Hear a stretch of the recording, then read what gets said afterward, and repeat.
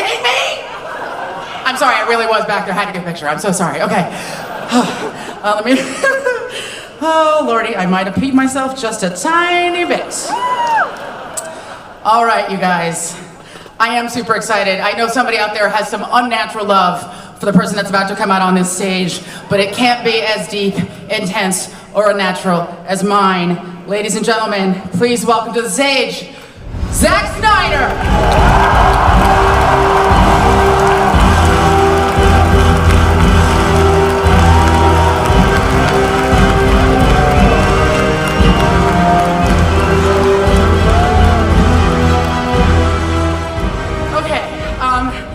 First of all, Zack, this obviously is not your first Comic-Con. You're a pro, so welcome back to Hall H. And this is a very special movie. I want to know a little bit quickly about how stoked you are. You've always been a comic book enthusiast. You've lived in this world for a while now. How insane is this particular film for you?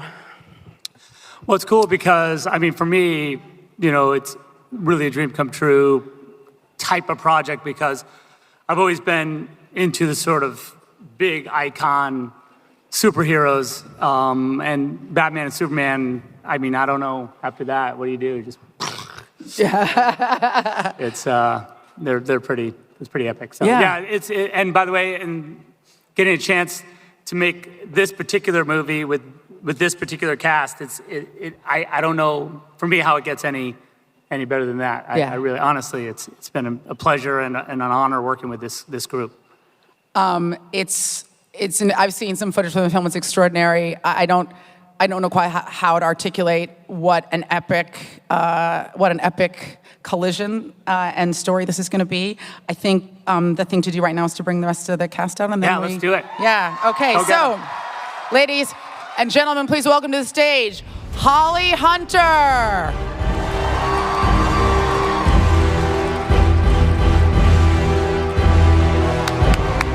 Wonder Woman herself, Gal Gadot. The sinister Jesse Eisenberg. Sinister, he's super sinister. Look at him, he's got a blazer on. That's evil. Ladies and gentlemen, Amy Adams.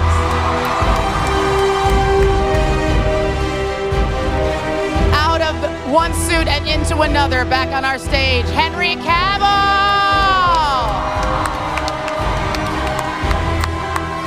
And ladies and gentlemen, the Batman, Ben Affleck!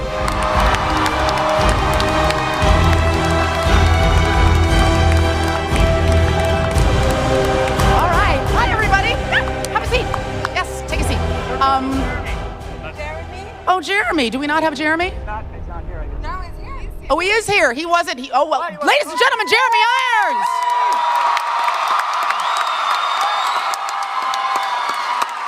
He's down here. Wonderful. Our team is fully assembled. Okay, so I think before we chat, there's something that Zack wants to show everybody. Yes. Oh yeah. Well. All right. So. We put this together, especially for you guys. It's not the whole movie, of course, but I think you get a little bit of a taste of what it's about. I've got two big questions off the top before we move to the audience. And the first one is, for people here who are not DC experts, not everybody has read every DC book, 3 people in the back who've never slept. How canonical is this conflict? How rooted in canon is the Batman v Superman conflict? Or is this something that was created for this film? Because personally, I never heard of it till now.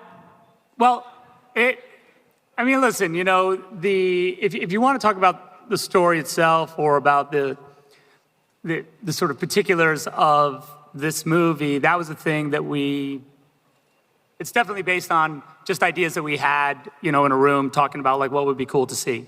Now, the idea of Batman fighting Superman it's a thing that happens all the time in the comic books. And but you know, for me, images like there's a bunch of images, and there's been a lot of talk about my sort of love of a particular comic book, which is, The Dark Knight Returns, which is, a comic book that I love, and I definitely homage a lot in the movie as a way of saying to Frank Miller, like, you're a genius, and I think that book is genius. But the story itself is not that story. The story itself is a story that we came up with just, on our own. Chris Terrio, who is the amazing writer of the screenplay, is a genius. He worked with Ben on Argo and did an amazing job, and that movie is great. And he and I just, we just talked about like how do you make this make sense? Like, what is the why of Batman fighting Superman? And there's we had a lot of great, we had done stuff in Man of Steel that actually allowed us to create a conflict that really makes sense for what this movie's about. And also sort of launch you toward what could be bigger conflicts with maybe more other superheroes. Who knows? I do know. But You totally know. You're a comic tease. Yeah. Oh, nice. Yeah, thank you. Thank you. I'm glad you worked through that with me. It was nice. Sorry, This is also the first time we're seeing Batman and Superman together on the big screen. We've seen it in the books before, obviously, many times. And it's also the first time we have both Gotham and Metropolis together. So again, how did you merge those universes, and kind of what rules did you follow and what rules did you break? Yeah, well, I think the big rule that we broke is we put Gotham and Metropolis right next to each other. I don't know if it had appeared that way ever, maybe somewhere. Probably, it's been, if you dig deep enough, you can find a justification for just about everything. But it made sense to us and worked for our story that they were kind of sister cities, across a big bay. And so you had it's like Oakland and San Francisco kind of a vibe. Yeah. I'm from San Francisco. San Francisco would win, I think. Okay. Yeah. So you're from Metropolis. I'm from Metropolis? Okay, good. That feels good. Look, people know this world, and they think they know this world intimately, but there have been so many iterations and so many reboots, obviously, in the DC universe. I want to talk a little bit about the panel here, because this is a pretty iconic group of characters that people know, that have been played before. If we could just go down the line and talk a little bit about what creative challenge that presents when you're playing a character that's been played before multiple times by multiple actors. What do you stay true to from the canon, and what do you invent? And was that challenging for you? Did everybody just find a new way into the character and it was simple? I don't know. Should we start with me? Yeah, why don't we start with Gul? Who would like to start? This is a democracy. Okay. Well, Michael Caine was pretty amazing. As Alfred. So I had big shoes to sit in, but he's a little different, my Alfred. So I think there are surprises in store, but I carried along myself on the explosions around me and on the world around me. I followed the boss and tried to make him happy and tried to make him safe and tried to make him grow up a little. Holly? No. You want to take it? Okay. Hi, everyone. You look so beautiful. Thank you for being here. I'm so excited, so I'm just buying some time. Well, for me, with Wonder Woman, I feel like I have been given such a huge opportunity to show the strong, beautiful side of women, finally. And thank you. And Wonder Woman has all the strength of a superhero, but at the same time, she's very sophisticated, loving, and has a lot of emotional intelligence. So for me, I feel very, very privileged to be the one who's going to bring her back to life. And I just can't wait to celebrate this character, and I hope you all enjoy it. Thank you. Girl power. Can you do the girl power? Okay. Good. Girl power fist. I was going to say the thing about the strong, independent women, but she took that. Sorry, Jess.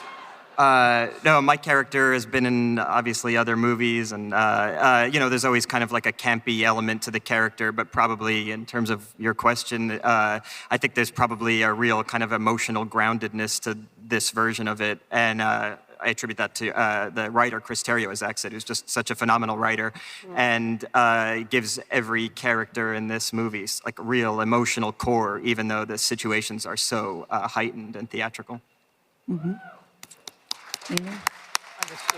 Yes. He also had the most luxurious locks of any Luthor ever. Really, very. I mean, swing that around. That was beautiful. It's a very low bar. They were all bald.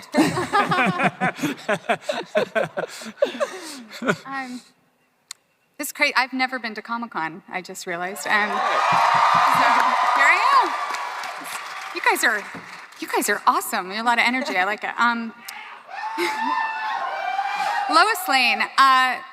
I wanted to be Lois Lane since I was 5 years old. So there you go. And I watched, I think it was Superman 2 on repeat over and over and over. But when the opportunity rose, of course I was nervous. I wanted to, you know, make you guys all happy with Lois. But at the same time, I was just willing and open to sort of bring a very modern take on her and just sort of embrace again this really strong woman, and it's this wonderful thing that women have, where we have this emotional intelligence and vulnerability along with strength that I thought was really beautiful that Zach lets me bring to Lois.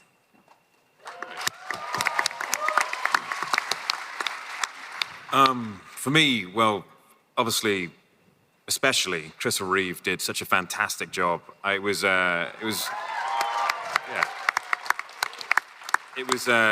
dangerous for me to go anywhere near that. So I left that to its own thing, and then just with Zach on Man of Steel, built the character as much as I could, drawing from the canon. And I've just tried to follow that and stay true to the character that we ran with in Man of Steel.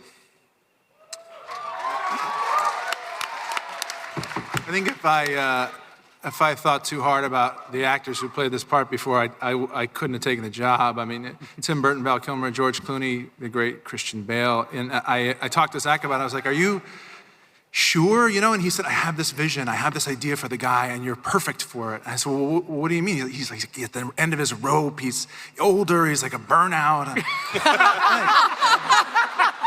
appreciate that. Perfect. But in truth, thank you. Thanks, Mom. The truth was that he took me through the process of creating this character that I quite almost didn't see. And at the end of it, I was like even sort of astonished to look at it and go, that's exactly what you pitched me. And I wasn't even sure I was doing it. I had this really weird experience where before we started the movie, I was getting my kid a Halloween costume, and my son is really into Batman, and wisely. And we went to a store, a costume store in Los Angeles, and it was pretty empty. And I was in the aisle, and I hear this, "Oi!" And I turn around, and it's Christian Bale, who's the sweetest guy in the room. And there he and I are standing in the Batman costume row. And I said, look, man, you know, you're the best. Like, what do you think? You got any tips? And make sure you can piss in that suit.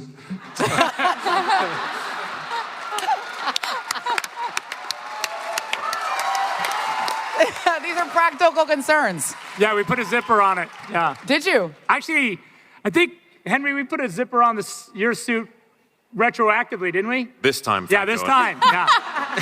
You know, you don't think of these things. I was like, it'll be fine. I mean, how long is he going to be in it? It's not going to be that long. Yeah, like 15 hours. That's Oh, and I can also, hold let me it. just say, Holly has an original part in the film, and I've been such a giant fan of Holly's forever. When we were writing the script, yeah, I was like, okay, we need to find a part. We need to write a part for Holly Hunter to play in this movie. I don't care what the F it is. But it turns out that it's a super important part, so that's good. But she's amazing, so I just had to say it. I'm gonna be a dick because you know the title begs a very specific question, right? Which part of the title? the Batman v Superman Okay, part very of the good. title. Very good. And you know you've heard this a million times since you started developing this film, and you'll hear it a million Right. times after. Who would win a fight between Batman and Superman? Now, I'm not going to ask that question because I It's think we good know because the I made a whole movie about it. Yeah, it's good. So we can just answer it today, and then because again, essential to this conflict is an immortal man, a god, as you articulated in the film, versus a human being, which begs a lot of other questions about kind of us embracing our own humanity and what that means. However, this Batman seems to be Mecha Batman. He is a little bit of an augmented Batman. I think the thing to look at in the we call it the mech suit, whatever, but it really, in truth, it's not. It's a self-preservation concept, not to give anything away, but it's not really enhancing his strength more than protecting him, buying him time, if you will. From everything that Something. Superman is going to Yeah. blow out of his eyeballs, 'Cause mouth, he's just and gonna nose. get pummeled like a piñata, so It's the rest you have to see because it's slightly complicated. okay.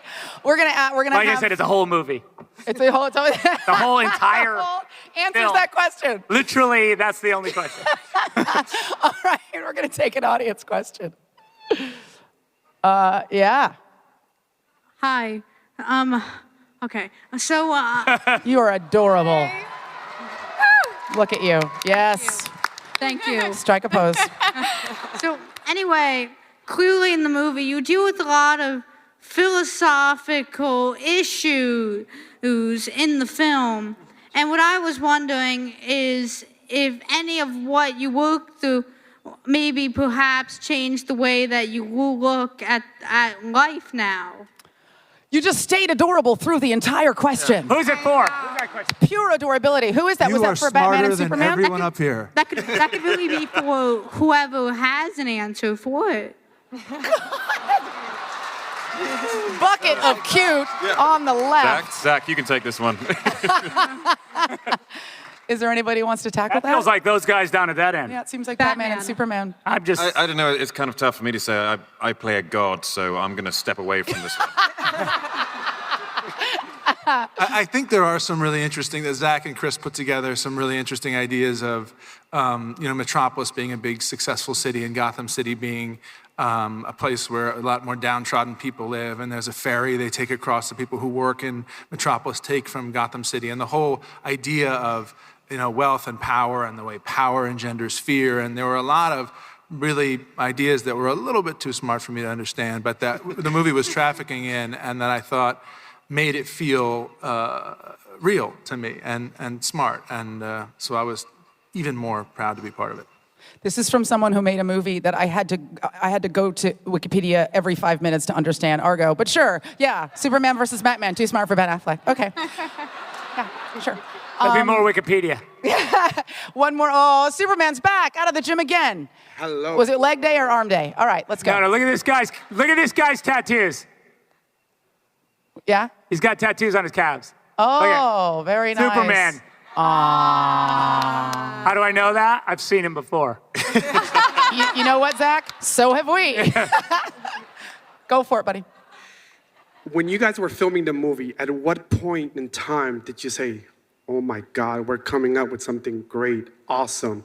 We're gonna blow all you guys' minds away. Without spoilers, but if you do, Or spoilers. please, thank you. While shooting the movie, I feel like. Yes. I mean, look, the truth is, when you're shooting a movie, there are moments when you shoot the movie that feel like, wow, this is cool. Just for instance, when we were we did a little photo shoot, while everyone was getting their costumes together, and it's like Wonder Woman and Superman and Batman all sort of standing there, getting their pictures taken. You're like, oh my Lord, that's crazy. Okay. But I think that, for me, it actually happens long before that, when we're just kind of figuring out what we're going to do, and I'm drawing, and we're just kind of getting ideas of, different kind of images that we're going to create. And normally, this is going to sound weird, but I'm by myself when that's happening. And I don't do anything weird. Sure. But there is that moment, like when you do, if you do a doodle and you're like, oh my Lord, I know that. I want to see that. I want to, where are the cameras? Where's everybody?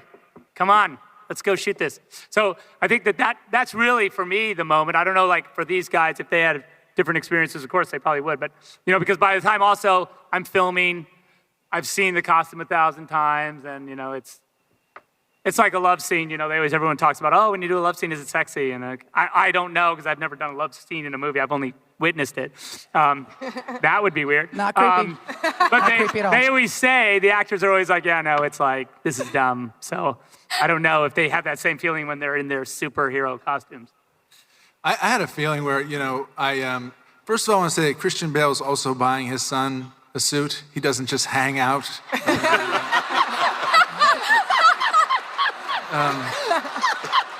But for me, you know, like, you look at the cast and you look at the script, and that's so much of what's there. And I always thought you can only tweak a certain amount past that because you've almost kind of made the movie. And I remember a day about 2 weeks in it where I had read the scene and I thought about how to play it, and I came in and watched it. And I thought, okay, yeah, we should probably like shoot it this way or that way. And Zach set the shot up so that it was one shot, and he put it on a crane, and it came around, and it covered everybody's dialogue, and it kind of encompassed the scope of what we want to do. And I was just like, fuck, I would never do that. That's so good. Sorry, it says people are under 18. They've heard it before. But anyway, I remember thinking that we were in good hands. Yeah. Yeah. You know, Kind words from a kind man.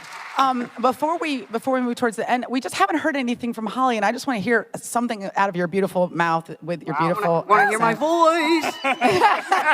voice? That's it.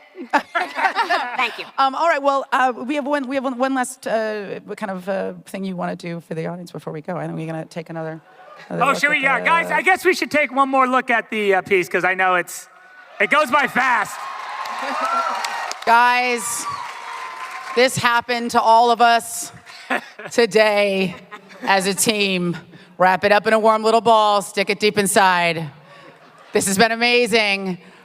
Batman vs. Superman: Dawn of Justice opens March 25th, 2016.